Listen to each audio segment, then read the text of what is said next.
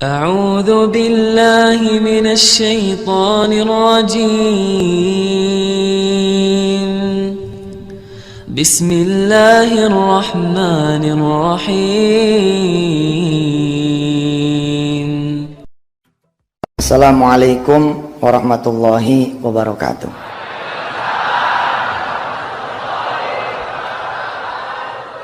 Allahumma salli wa sallim mubarik ala sayyidina Muhammadin wa ala alihi walhamdulillahi rabbil alamin. Ibu bapak yang dirahmati Allah, orang itu kan mesti punya kesenangan makan. Makannya apa?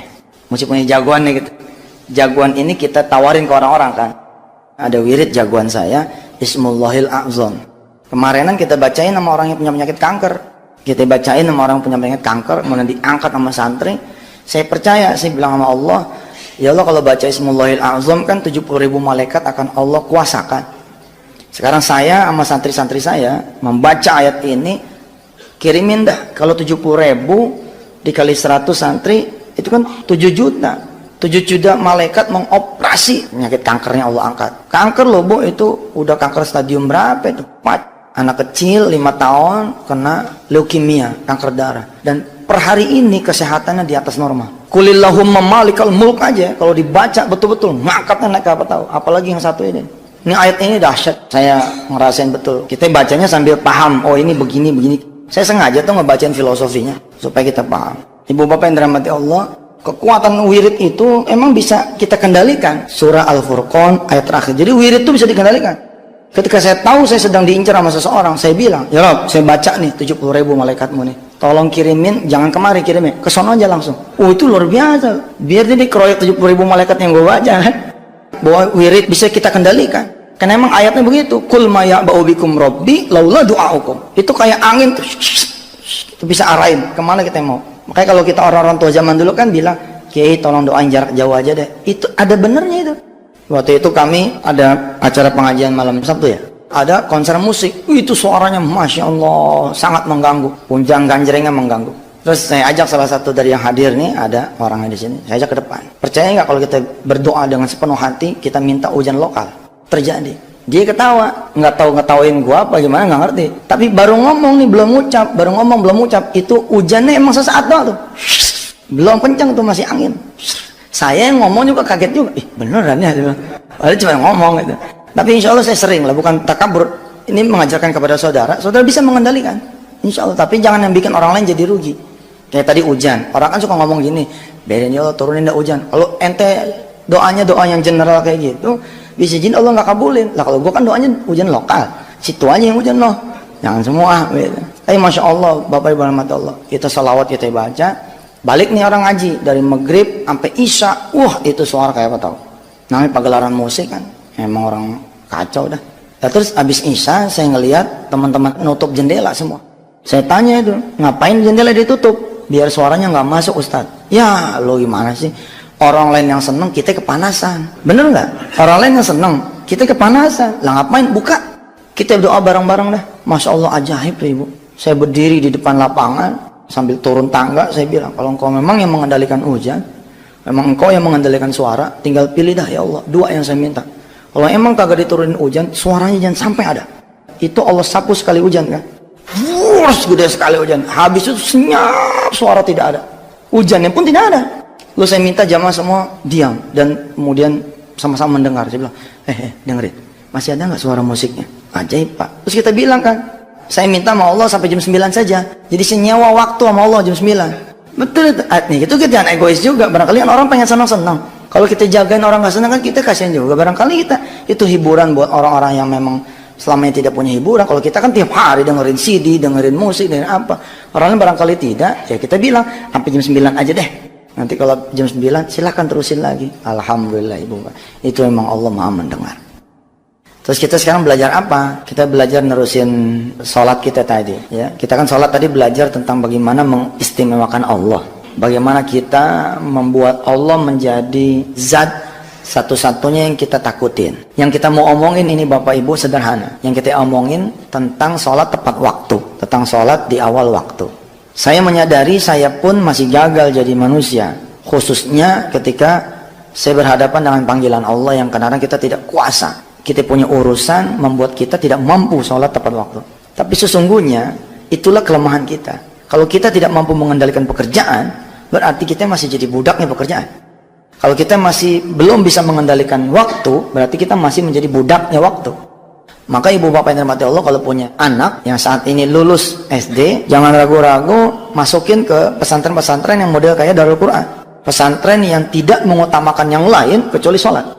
Ilmu termahal buat anak kita itu bukan matematika, bukan bahasa Inggris, bukan komputer. Itu mah pengikut saja. Tapi ilmu termahal buat anak-anak kita, bagaimana dia bisa ngomong gini, "Pah, udah azan, ayo kita ke sholat." Itu yang harus kita cari. Bagaimana anak kita kemudian berdoa dengan bahasanya ketika ibu dikompres, ibu bapak dikompres. Lalu anak kita dengan bahasanya ngomong begini, "Mama, izin ya mau ambil wudhu." "Kenapa kak? Kan belum waktunya sholat." "Kakak mau doain mama biar mama sembuh." Wah, itu tuh yang harus kita cari. Kemudian dia ambil wudhu, dia ambil Quran dengan bahasa cadelnya gitu misalkan. Dia bacain Fatihah. "Ya Allah, Engkau kan yang maha menyembuhkan. Mudah-mudahan Engkau menyembuhkan mama saya dengan bacaan Fatihah saya, Al-Fatihah. Billahi minasyaitonirrajim." Lalu dengan gayanya yang khas, bukan bacaan saya tapi bacaan anak, dia baca Fatihah itu. Alhamdulillahi Rabbil Alamin. Itu apa yang harus dicari. Nah, program Darul Quran yang paling utama setengah tahun terakhir ini, khususnya di bulan-bulan terakhir ini adalah bagaimana santri-santri kita itu peduli terhadap Allah. Ketika Allah memanggil, dia udah dalam keadaan siap. Tapi itulah kita. Allah kan turun. Allah bukan cuma permisi, emang Allah bilang, "Aku akan datang. Aku akan datang, siaplah menyambut diriku." Kapan? Di pertengahan malam, di 2/3 malam, di 1/3 malam. Ayo, kita nggak hidup. Allah loh yang datang. Ini bukan cuman Pak Joko nih, bukan cuman Kasat, bukan cuman Kasal, bukan cuman Kasau, bukan cuman Panglima, bukan cuman Presiden, tapi Allah yang turun. Tanpa sadar kita sering memberi Allah perintah. Oh, maksudnya kita sering berdoa sama Allah agak maksa kali. Jadi seolah-olah kita memerintah Allah. Padahal tidak ada itu Allah merasa dipaksa. Tidak ada itu Allah merasa diperintah kalau wujudnya adalah doa. Karena doa itu disebutnya kepatuhan. Allah nyuruh kan, "Wa idza sa'alaka ibadi anni fa inni qarib. Ujibu da'watad da'i idza da'an falyastajibu li wal yu'minu bi." Allah nyuruh. Bagaimana mungkin Allah nyuruh kita melakukan lalu kita dibilang anti kontraproduktif, kontrapersepsi? Nggak ada. Kalau kita doa bukan perintah, permintaan. Semakin yakin makin demen Allah, makin banyak makin demen Allah. Semakin kita ngonci dengan bahasa, "Engkau akan mengabulkan ya Allah," Allah makin senang. Jadi apa dong? Ternyata saya kaget, sederhana sekali omongannya. Perintahnya perintah tunggu, kan hubungannya kita sama sholat nih, betul nggak? Sama azan. Dan kebetulan bulan-bulan terakhir ini saya lagi strike bener, bukan cuma sama anak murid tapi sama para guru. Saya bilang siap-siap, kita akan kedatangan 1000 santri baru tahun ini Pak. Bapak Ibu rugi kalau tidak nyekolahin anak di Darul Quran. Saya bilang rugi. Bapak Ibu punya anak nih TK, playgroup. Bapak Ibu lulusin anak SD, pengen cari SMP di sini. Punya duit bayar, nggak punya duit bilang. Punya duit kita pakai duit sendiri, nggak punya duit ayo ada PPPA, Bismillah kita tanggung rame-rame. Ibu punya anak lulus SMP, pengen SMA, udah jangan cari-cari di sini, dah luar biasa di sini. Insya Allah yang paling luar biasa yang saya lagi pengen giatin ibadah wajibnya sama ibadah sunnah. Nggak perlu itu anak pinter, gue bilang. Yang penting tuh anak begitu Allah manggil Allahu Akbar, dia takut kalau telat, dia lari. Saya kemarin punya teman marinir, kita suruh dia bikin anak-anak menjadi disiplin. Kita hitung dari asrama sampai ke kelas berapa detik, dari kelas sampai ke masjid berapa detik. Kita latih santri-santri supaya lebih hebat lagi disiplinnya. Penting itu. Karena percuma Pak dia jadi pejabat, percuma dia jadi orang kaya ketika Allah memanggil, "Tunggu ya, saya lagi terima tamu." Itu maksudnya perintah tunggu tuh itu.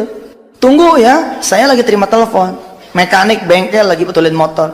Allah manggil, Allahu Akbar. "Tunggu ya, tanggung nih, saya lagi ngebenerin mobil." Ibu dagang di pasar, ngelayanin orang, Allah manggil, "Hayya 'alas shalah." "Tunggu ya, saya lagi dagang, lagi banyak pelanggan, tanggung nih." Tunggu ya itu betul-betul perintah tuh. Saya baru sadar itu. Iya juga gue bilang. Menarik juga nih dibahas. Tanpa sadar kita sudah memberi Allah perintah. Perintah apa? Perintah tunggu. Kadang-kadang kelamaan Allah nunggunya, ya kan? Kelamaan apa jam 2, setengah 3. Kan Allah kan, ya maaf ya dalam tanda petik, kayak kita kan kita jadi mikir kan. Kita ngangkat si fulan, ya, mimpin kita punya salah satu perusahaan. Terus kita panggil, nggak datang. Apa yang terjadi coba? Bukan main. Coba deh tuh, kita punya anak kita panggil, kakak, papa, emang lihat apa? Kakak lagi sibuk. Kakak, kok bisa ngomong kayak gitu? Papa, kalau manggil sekali aja.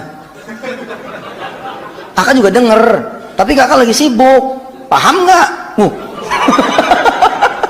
Bukan main. Sadar nggak sadar kita begitu loh Pak, sama Allah gitu gitu. Apakah saya sebagai pemimpin pesantren ini memberlakukan itu lalu tidak melakukan? Bismillah, hayo. Maka saya bilang jangan gue sendirian dong, hayo nama-nama. Dan memang berasa betul. Mengutamakan Allah itu luar biasa. Coba ya, kalau kita jadi majikan, terus sopir kita nih. Saya punya sopir Sariman. Kita panggil nih Sariman. Sariman, siapa? Udah di samping. Udah di samping, kira-kira gimana tuh saya sebagai majikan?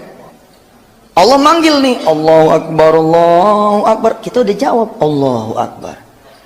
Allahu Akbar, Allahu Akbar, Allahu Akbar. Udah ada. Hayya 'alas shalah, udah ada di situ. Kira-kira Allah senang gak gitu? Kita bukan menunggu dunia, tapi yang kita tunggu rajanya dunia. Kita bukan menyambut bos kita, nggak ada urusan. Bos kita kalau telat di belakang dia. Apa karena dia bos kita lalu dia harus ada di depannya imam? Ada suatu tempat dimerekin lagi VVIP. Wow, ya nggak sah sholatnya dia. Belakang. Hayya 'alal falah, udah datang. Coba saya panggil, Sariman, mana Sariman? Kita cari ke kolong meja dia nggak ada. Nggak ada, mobilnya pun nggak ada. Kita telepon nih, mailbox. Nomor yang ada 7 sedang digade. Wah, ini mah ceritanya nih. Nomor 1 yang udah saya pasti cabut handphone dulu. Lu gua kasih handphone percuma lo. Gua panggil lu nggak nyaut. Pas saya nih marah nih Merohim, marah sama Jamil, marah sama Hendy. Orang lain lu boleh silentin, gua lu jangan silentin juga dong. Kan handphone ada fasilitasnya sekarang yang mengenal, auto detect siapa-siapanya, ada spesial ringtone gitu kan. Orang lain lu boleh silent, gue jangan dong. 24 hours lu harus buat gua. Oh iya Pak, saya komandan di sini. Marah betul saya. Saya hubungin satu-satu, nggak ada yang jawab. Bukan mas saya bilang ini. Yang terjadi apa? Ya gue kumpulin. Sini lu, kumpul. Bagaimana ceritanya nih? Handphone kita kasih malah nggak aktif. Kita kan buat umat. Kalau kita buat umat handphone, kalau gue sih mau wajar dah. Kita bukan operator. Kalau bapak ibu nelfon saya nggak diangkat, ya tolong maklumi. Tapi kira-kira filosofi kayak gitu.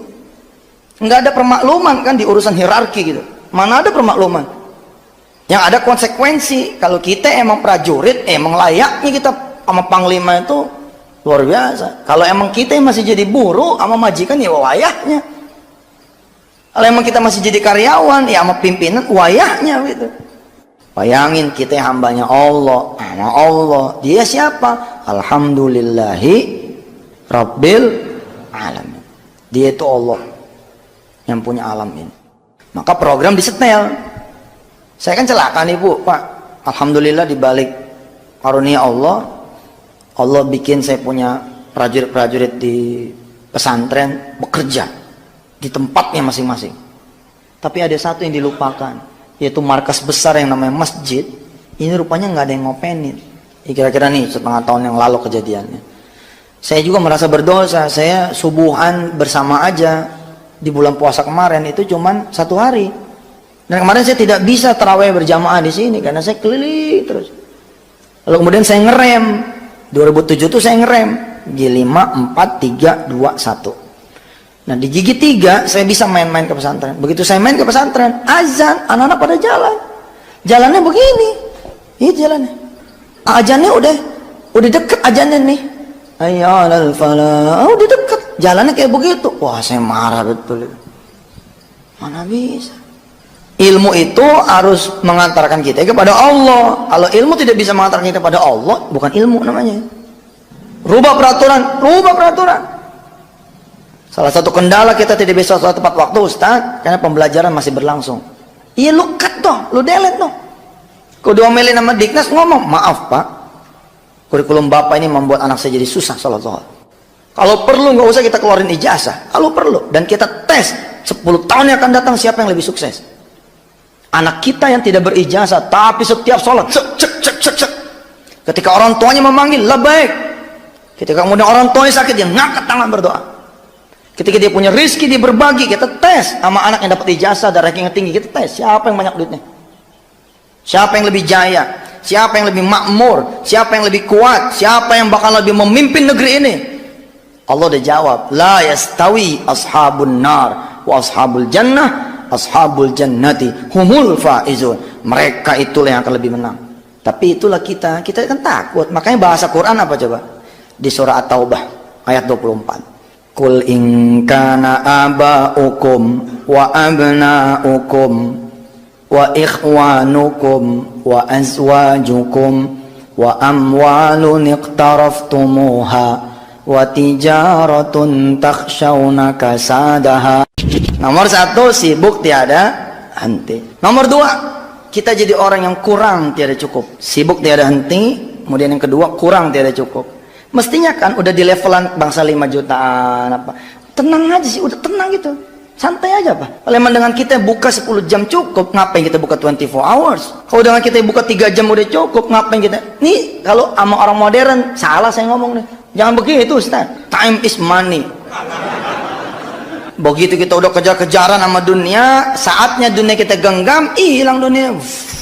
Kemalingan, kerampokan, sakit, anak kita yang kena narkoba. Anak kena narkoba Pak, nangis kita Pak, kita sibuk tiada henti. Gara-gara kita kurang tiada cukup, anak kita kena narkoba, siapa yang nangis? Nomor 1 yang paling nangis kita jadi ayah. Kita mulai dari salah-salahan sama istri kita. Kalau anak kita yang perempuan nih, begitu beranjak dia 14 tahun, 16 tahun, 17 tahun, hamil. Nomor 1 yang paling nangis itu kita. Kalau bisa ini dunia diriwayat, dibalikin, set, kita pengen jagain anak kita, set, nggak bisa, telat, sibuk tiada henti, kurang tiada cukup. Orang modern mengatakan time is money. Bagi kita betul memang time is money, tapi time is for Allah. Waktu itu bukan untuk uang, tapi waktu itu untuk Allah. Yang ketiga, hadiah dari Allah. Setelah sibuk tiada henti, kurang tiada cukup, yang ketiganya ini rugi tiada untung. Ini mesti jadi perhatian bener nih. Allah bikin bisnis kita memang kayaknya bergeraknya smooth gitu, smooth itu, pelan itu. Yang lain kena kerjanya luar biasa, babut, dia naiknya pertumbuhannya 10 kali lipat, 20. Tapi kita dengar, Pak udah tahu belum si Anu cerai tuh? Ya Allah cerai. Tapi kita nambah lagi.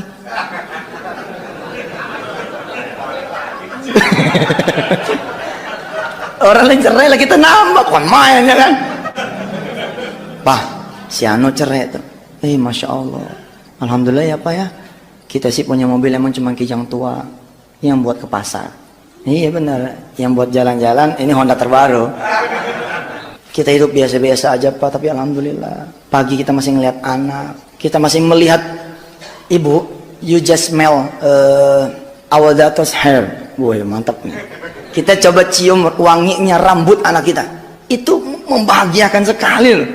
Anak kita keramas, terus kita cium dia punya rambut. Weh, mantap. Bukan main. Betul gak? Coba situ pejemin mata. Situ bayangin anak situ pada mandi dengan sampo merek Darul Quran. Deki sampo, insya Allah dijamin pada gatel. Kita cium wanginya menusuk hati kita. Aduh, anak papa yang paling cantik, paling manis. Begini dong kalau jadi anak papa mah yang cantik, yang seger. Ibu itu seminggu nggak hilang tuh baunya. Coba kita begitu kita bangun pagi, ya nggak? Masih kita nerima kopi dari istri kita. Waduh, indah banget dong. Begitu anak-anak jalan, kita lihat istri kita ini udah mandi, rambutnya basah. Nggak jadi kita ke kantor ya kan? Masuk lagi. Creating another child. Bikin anak yang lain. Masya Allah ibu. Kalau kita perhatiin Allah perhatiin kita benar. Tanya coba suami ibu, tanya dari bapak, Sepanjang 2007, 1427 Hijriah, 1428 Hijriah, sekarang udah 1429. Berapa kali kita ngajarin Yasin, ngajarin baca Quran, alif-alifan sama anak kita. Kak, kakak udah sampai mana ngajinya? Udah jauh, Pak. Udah ikro 3. Masa sih? Coba Papa pengen dengar. Bentar ya, Pak. Anak bangga, Pak, dikituin, Pak. Senang merasa ada apa sih perhatian dari kita. Terus anak kita yang megang nih Quran. Coba baca. A'udzu billah, Kak, bukan a'udzu. A'udzu billah, kakak, bukan a'udzu. Lihat Papa, lihat mulut Papa nih. A'udzu. Terus anak kita baca sambil ngeliatin kita. A'udzu billahi minasy oh benar itu. Nirrajim. Bismillahirrahmanirrahim. Qul ya ayyuhal kafirun.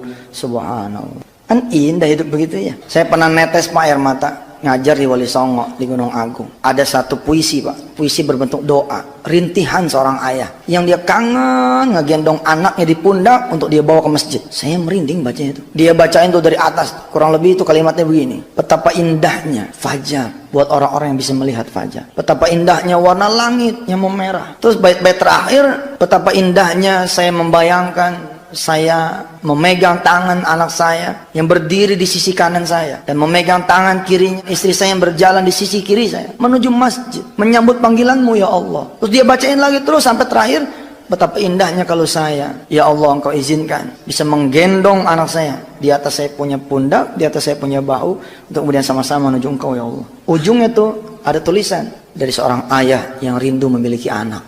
Artinya dia nggak punya anak tuh. Sekarang kita yang punya anak bagaimana coba?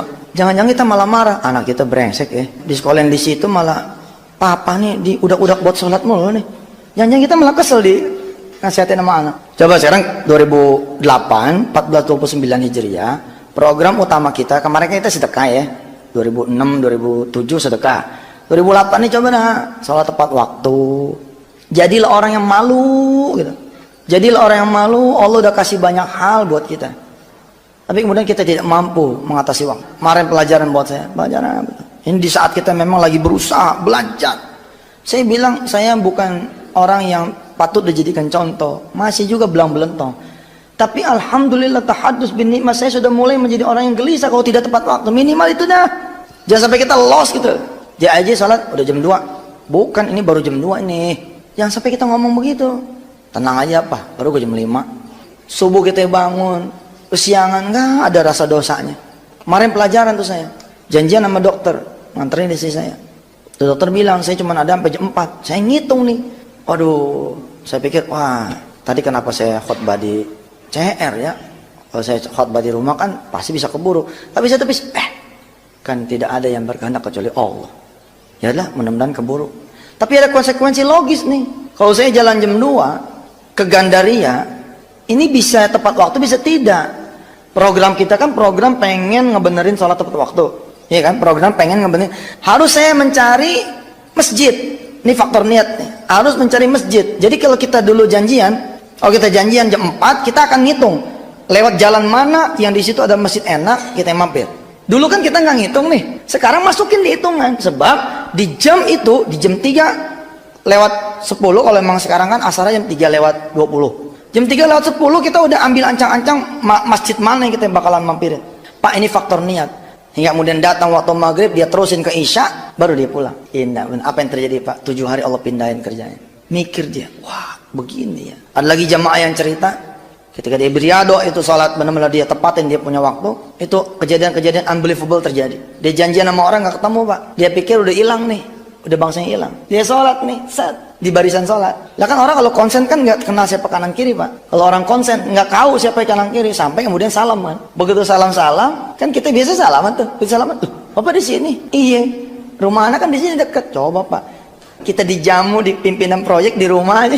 Itu Allah tuh. Dia dijamu di pimpinan proyek di rumahnya. Padahal dia anggap dia udah nggak bakal ketemu. Ada anak muda dia janjian jam 11 di Wisma Nusantara. Malamnya neneknya ngomong bangun malam. Supaya Allah bikin urusan jadi enteng. Temuin Allah dulu sebelum nemuin orang. Dia temuin Allah, lupain ini anak baru sholat malam. Jadi habis subuh dia tidur lagi ngantuk. Telat Pak, telat datangnya. Dia naik 78, bukannya turun di Sudirman, malah turun di Arion, kaget dia bukan kepalang. Begitu bangun melek di Arion. Waduh, jamnya 11 pak. Jamnya juga jam 11. Coba, bisa kayak gitu tuh. Masih ada waktu tapi udah keringetan sudah. Udah di Arion. Dia pikir, wah telat. Dia udah mau pulang. Pulang kan naik mobil yang sama tuh. Dia nyebrang ke depannya. Dia nyebrang ke depannya naik bus lagi pak. Sampai di daerah-daerah Cempaka Putihan kalau tidak salah dia cerita itu. Naik seorang bapak. Lama-lama ngingser ke tengah. Dikasih duduk sama dia. Pak silakan duduk. Oh jangan, adik aja duduk. Nggak apa-apa bapak aja. Duduklah dia nih dengan dasi taruh turun satu kancing. Udah aut-autan. Ditegur, mau kemana pak? Mau ke Sudirman. Di mana Sudirman ya? Wisma Nusantara. Oh saya juga mau ke situ pak. Ngapain ada ke situ? Ada panggilan kerja pak. Tapi ini saya telat pak. Nggak sari-sarinya saya sholat malam, semalam sholat malam. Akhirnya ngantuk. Saya jalan habis subuh. Bisa ketiduran sampai di Arion. Oh panggilan kerja di lantai berapa? Lantainya sih nggak paham pak, nanti baru sampai sana baru saya mau tanya kantornya di sebelah mana. Nggak tahu si anak ini, penginterviewnya itu dia. Bener pak, itu kejadian, masya Allah itu. Pokoknya kalau kita datang ke Allah, Allah cariin buat kita. Allah pantesin. Tapi kalau kita nggak datang ke Allah, Allah bikin kita jadi jauh. Ceritalah kemudian si bapak ini kenapa dia bisa sampai naik bus. Mobilnya itu bannya betus. Sederhana kan Allah bikin betus bannya. Lah kunci mobilnya kemarin sore dibersihin, bersihnya sebersih-bersihnya. Tuh kunci mobil nggak dinaikin ke atas. Hari itu dia nungguin taksi nggak ada yang lewat, nungguin bajai di daerah itu yang udah nggak ada bajai, naik bus. Nggak tahu gimana ceritanya, pokoknya naik bus. Ya udah dek, nanti saya anterin ke ruangan ini dia. Begitu turun, subhanallah, ratusan orang pas sudah nungguin, ratusan orang nungguin. Tapi karena cantelan kita, Allah yang maha memiliki ratusan orang ini. Begitu turun di bus, suratnya mana suratnya? Surat panggilan interview mana? Itu ada tulisan tuh, sebutlah Bambang Santoso gitu ya. Apa katanya orang? Ini gua. Ini saya nih yang tanda tangan. Bingung dia. Oh bapak maaf pak.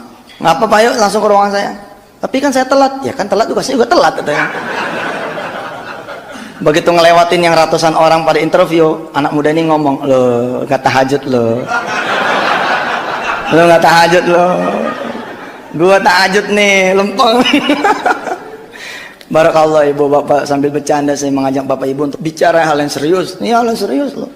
Serius. Jabatan kita udak, dunia kita udak, Allah nggak kita udak. Kegagalan saya membayar hutang. Insya Allah karena saya mikirin hutang itu. Semakin saya pikirin, habis saya punya badan. Sekarang agak gemuk kan. Gua nggak mikir hutang lagi. Kegagalan bapak ibu nyari jodoh buat anak, karena bapak ibu nyuruhin anak nyari jodoh. Coba kalau bapak ibu bangunin dia, yuk kita ke pabriknya jodoh yuk. Kita jalan-jalan yuk, mau di mana kayak adanya ntar, mau di Australia kayak mana kayak. Semalam ada yang bilang, ada yang lapor perempuan, dia tahajud tapi malah dioper ke luar negeri sama Allah. Pendidikan lalu dapat beasiswa ke luar negeri. Terus dia bilang, saya kan mintanya jodoh Ustaz. Barangkali Allah sedang bercanda sama Anda. Barangkali jodohnya emang di Australia. Berangkat dari sana, gue banyak teman sana insya Allah. Kita pasrah untuk diatur sama Allah, maka Allah akan mengatur yang terbaik. Kenapa kita gagal menyembuhkan penyakit anak kita, penyakit kita? Karena kita mencari kesembuhan. Tapi kalau kita mencari Allah, maka Allah akan menyembuhkan kita. Bawa terus urusan-urusan dunia kita, taruh di sejadah, set. Bawa lagi, taruh di sejadah, set. Kurang sholat malam, tambahin dua. Kurang dua, kau beli dia jaga. Kurang dua, dia betul, tambahin hajat, tambahin tobat, tambahin macam-macam. Masa iya sih Allah nggak dengar? Kita ketuk terus pintunya, kita ketuk. Assalamualaikum ya Allah, assalamualaikum ya Allah, assalamualaikum ya Allah. Ya Rasulullah, I'm coming. Saya datang, kojikna. Masa iya sih? Yang nggak datang ke Allah, Allah bagi. Yang nggak datang ke Allah, Allah bagi. Coba kenapa situ yang pada punya toko, bem, hancur. Ingat-ingat aja. Sholatnya bagaimana? Saya emang sholat deh, ente emang sholat. Karyawan ente gimana? Lepas sholat nggak boleh sendiri ya. Yang lain juga mesti kita ajak. Konselingan nomor 1 saya di perusahaan, kalau saya konselingin perusahaan, saya ngebenerin perusahaan orang, nomor 1 sholatnya pak, bikin jemaah apa segala macam, akhirnya naik. Insya Allah inilah yang kita bawa buat pulang. Kita subuh udah tepat waktu, kita usahakan zuhur, ntar belajar. Saya bilang saya juga masih belajar, insya Allah masih belajar. Tapi jangan sampai nggak diusahakan sama sekali. Jangan sampai ada hati yang tidak gelisah ketika kita tidak bisa. Lebih baik kita mengatur. Mas, kita makan malam jam 19 ya. Wah, jangan jam 19 pak, jam 20 aja. Saya kalau jam 20 nggak bisa. Ya nggak apa-apa pak, nanti cari yang waktu bapak bisa aja. Bingung kan dia. Orang lain nyari saya loh. Saya udah ngasih waktu buat Anda loh jam 19:30. Yang kita omongin M, Mamang. Miliar. Saya besok sudah ke Abu Dhabi, besok apa-apa Pak, saya menemuin orang lebih penting. Saya ada mau ketemu yang lebih penting daripada Bapak. Sampai Allah Pak. Sadis. Wah, gitu ya. Iya, saya juga udah lama nggak sholat nih. Saya takjub Pak, pernah nyetopin taksi 12:30. Itu taksiman dari jamaah tablik punya kelihatannya. Kan kita suka ngeledekin jamaah tablik ya. Tapi subhanallah, karena kita harus belajar dari mereka. Jenggotnya bangsa, aduh. Begitu dia stop taksinya, apa dia bilang? Mau kemana Pak? Mau ke sana. Baik Pak, tapi Pak jam 12 bentar lagi azan nih. Nanti mampir dulu ya. Kita yang jadi penumpangnya mikir kan. Apa iya gitu kita bilang? Kalau itu enggak, saya mau nyari yang enggak sholat. Enggak kan? Malah kita naik, malah kita tambahin kan? Subhanallah. Iya Pak, naik. Begitu ngeliat masjid mampir, dia nanya lagi, mau ikut turun nggak Pak? Untung gue belum jadi ustad. Kalau jadi ustad, lo nengok, liatin muka gue nih. Hebat. Jadilah orang yang khosyi'an lillah. Jadi orang-orang yang memang takut pada Allah. Insya Allah ya, kita belajar. Kita siapin kertas, pakai chart. Waktu, Senin, Selasa, Rabu, Kamis, Jumat, Sabtu, Minggu. Subuh, Zuhur, Asar, Maghrib, Isya, Subuh. Qobliyah, Ba'diyah, Qobliyah, Ba'diyah. Begitu kita masuk Zuhur, telat, kita kasih keterangan. MT, masih telat. Masuk lagi Asar, telat lagi. TL, telat lagi. Terus nanti kita bisa ngitung. Oh ya Allah, masih belum berhasil. Apa-apa namanya gue belajar. Tap lagi sampai kemudian kita berhasil. Bismillahirrahmanirrahim. Allahumma salli ala sayyidina Muhammad wa ala ahli sayyidina Muhammad. Ya Allah, Rabbi ja'alna muqimina shalah. Jadikan kami orang-orang yang menegakkan salat. Wa min dzurriyyatina, dan dari anak keturunan kami. Rabbana wa taqabbal du'a. Ya Allah, kabulkan doa kami. Rabbana ighfir lana wa liwalidina wa lil mu'minina yauma yaqumul hisab. Ya Allah ya Tuhan kami, ampunilah kami, ampunilah orang tua kami, ampuni keluarga kami, ampuni jamaah kami semua ya Allah. Jangan kau permalukan kami di saat nanti engkau menghisab diri kami ya Allah. Ya Allah ya Rabbana, jadikan 2008 ini ya Allah, jadikan tahun baru ini ya Allah 1429 Hijriah menjadi tahun yang kami memperbaiki salat kami. Insya Allah kami mau ya Allah, kami mau menyambut engkau ya Allah, menyambut yang maha agung, menyambut yang maha kuasa, menyambut yang sudah memberikan kami dan anak-anak kami rizki. Tidak lagi kami biarkan kau menunggu kami, tapi kami yang menunggu engkau ya Allah. Jadikan kami bisa mengajak istri kami, ibu jamaah yang hadir yang perempuan bisa mengajak suami ibu. Kita bisa mengajak anak-anak kita semua lebih mengenal Allah lagi ketimbang tahun-tahun kemarin. Ya Allah, izinkan hamba-Mu ini mendekatkan diri kami kepadamu ya Allah. Jangan kau hijab, jangan kau tutup pintumu untuk kami.